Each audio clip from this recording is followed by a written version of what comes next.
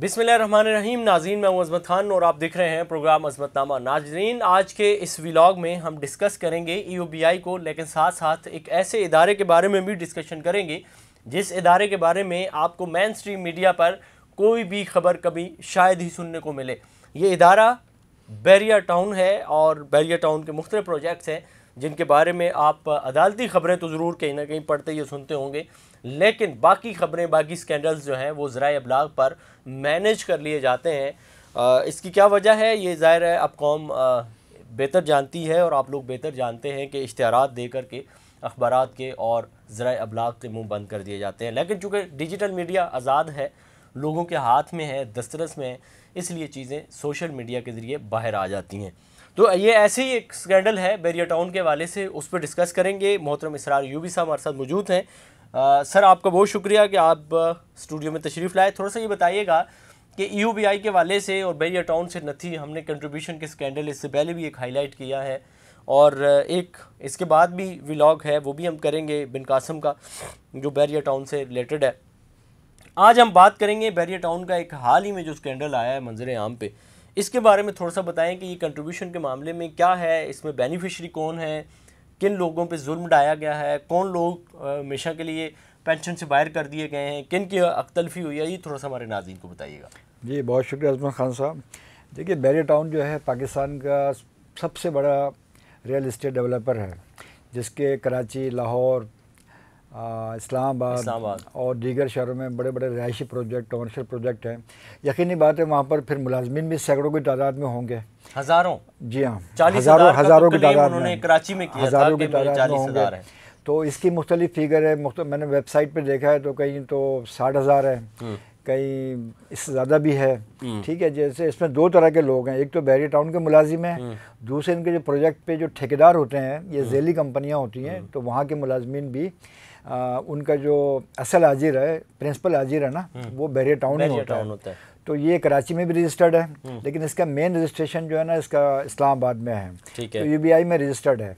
EOBI के record है, उसमें बताते हैं जी 6,000 मुलाजमीन रजिस्टर्ड है। EOBI को इन्होंने जो रिकॉर्ड दिया है उसमें इन्होंने 6,000 बताए हैं। अच्छा, जो भी बड़े एम्प्लॉयर हैं, चाहे ये बैरिया टाउन हो, चाहे इम्तियाज़ सुपर स्टोर हो, ठीक है जी, ये बड़े बड़े जो मल्टीनेशनल इदारे हैं, ये बड़ी बड़ी फैक्ट्रीज़ हैं, तो इनके तो हज़ारों लोग काम करते हैं। लेकिन EOBI के जो हमारा फील्ड ऑपरेशन है वो और वहाँ की जो इंतज़ामिया है उसकी एक मिली भगत होती है कि रजिस्टर भी है और मुख्तलिफ हवालों से, लेकिन उनकी जो असल तादाद है वो रजिस्टर नहीं होती।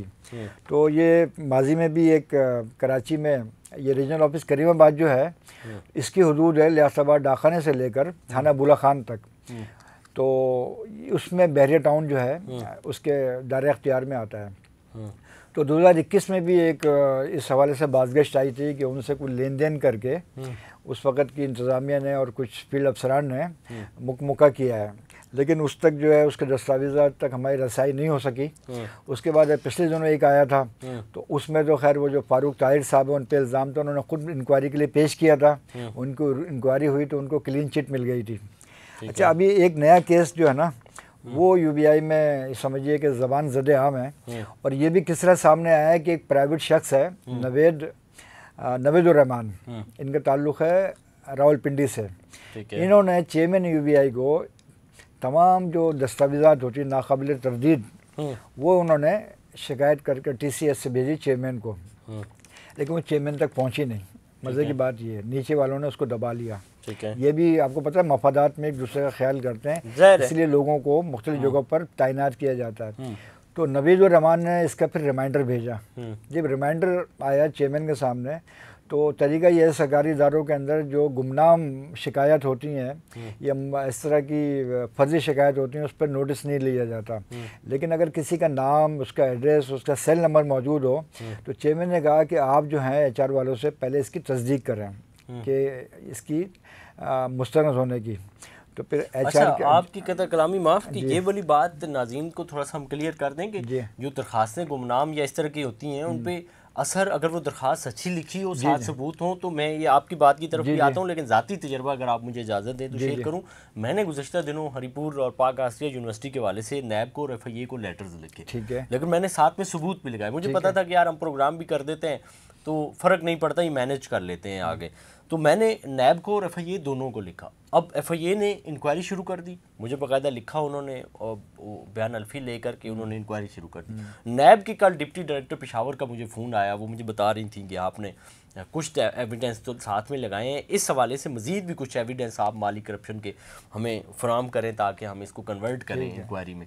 तो ये चीज़ें होती हैं, इंसान को कोशिश ज़रूर करनी चाहिए। लेकिन आपने अपनी शनाख्त जाहिर की थी ना, जाहिर करके। मैं ये गुजारिश कर रहा हूँ, देखिए आप तो एक अच्छा कोई खाता नहीं आप है, तो मतलब ये है ना कि एक आपकी शोहरत है, आप सहाफ़ी हैं, यूट्यूबर हैं, लेकिन आम लोग जो हैं वो सब कुछ देखते भी हैं, जरूरत नहीं होती तो अपने आपकी शनाख्त जाहिर नहीं करते। हम तो अपना कंधा पेश करते हैं, हमें भेज दिया करें। वो समझिए कि वो फिर उस पर कार्रवाई नहीं होती है। अच्छा, नवेदुर रहमान जो है, इसने बहरहाल अपना नाम, नंबर वगैरह सब करके दरख्वास्त दी।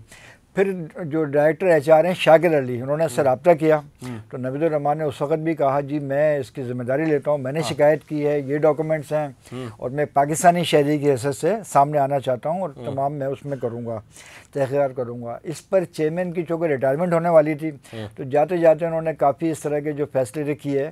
तो उन्होंने 2 अफसरान यूबीआई के, आमिर जावेद हैं, इनकी बहुत अच्छी शोहरत है, साफ़ सुथरे आदमी हैं, डायरेक्टर फाइनेंस, और अली अनवर जमाली रीजनल हेड हैं, ये कोरंगी के। इन पर मुश्तमिल एक इंक्वायरी कमेटी की उन्होंने सिफारिश की थी। ठीक है। अब चेयरमैन तो चले गए। अब आपको पता है इदारों में क्या होता है कि एक अफसर जब चला जाता है उसकी पॉलिसी ख़त्म करके नई पॉलिसी फिर लाई जाती है।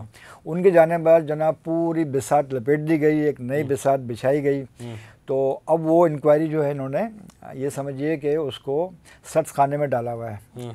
अब क्या है कि इसमें नाम किसके आ रहे हैं, तो अब 2 अफसरान हैं, बड़े ये सीनियर अफसरान हैं। एक मरातलवी डोगर साहब हैं, ये इस वक्त जो है शेखोपुरा के रीजनल हेड हैं। इससे पहले ये डीडीजी बीएनसी लाहौर थे और काफ़ी असर रसूख वाले अफसर हैं। बल्कि एक दोस्त कह रहे थे कि इनको मिज़ाइलों वाली सरकार कहा जाता है।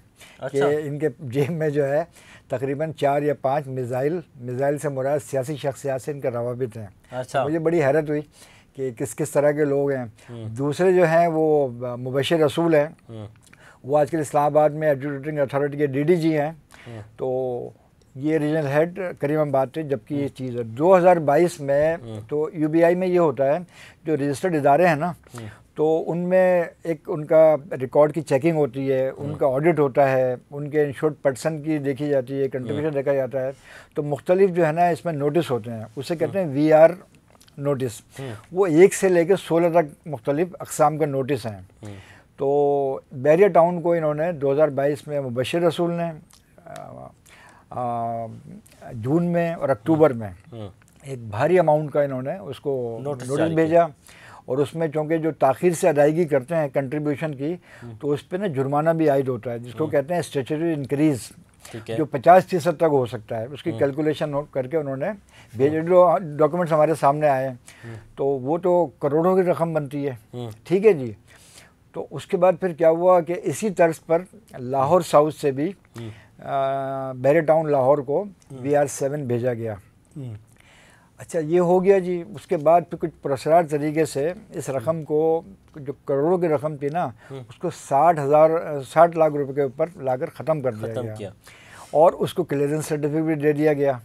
तो ये समझिए कि यूबीआई में इस वक्त जो है ना काफ़ी इस पर बातचीत हो रही है। और फिर ये भी हो रहा है, जैसे मैंने अभी बताया, कि जाली पेंशन भी हो रही है। तो इसका मतलब है कंट्रीब्यूशन में भी फिर हाथ साफ किया जा रहा है। माले मुफ्त दिल बेरहम।